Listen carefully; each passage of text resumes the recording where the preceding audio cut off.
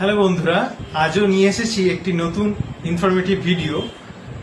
লোক আদালত, ন্যাশনাল লোক আদালত যেটি হতে চলেছে এই বছরের প্রথম 2026 সালের, যেটি সকাল 10:30 থেকে 5টা পর্যন্ত এই লোক আদালতটি হবে। আসুন জেনে নিই এখানে কি কি মামলার ডিসপোজ অফ বা স্পিডি ট্রায়াল হবে। প্রথমেই বলি ট্রাফিক কেসের কথা। ট্রাফিক ভায়োলেশন হয়, আমাদের প্রত্যেকেই আমরা গাড়ি চালাই, সেক্ষেত্রে ট্রাফিক ভায়োলেশনের ক্ষেত্রে এক্ষেত্রে খুব স্পিডি ডিসপোজাল হয়।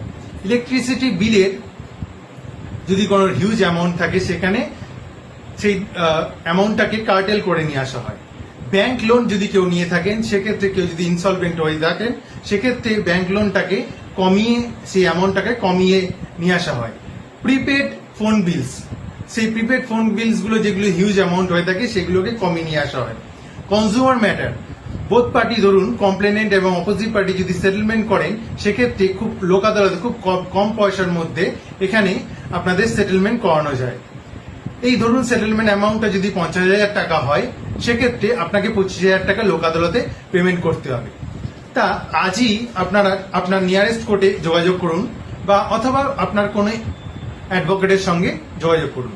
ভিডিওটি ভালো লাগলে ফলো করবেন এবং শেষে লাইক করবেন।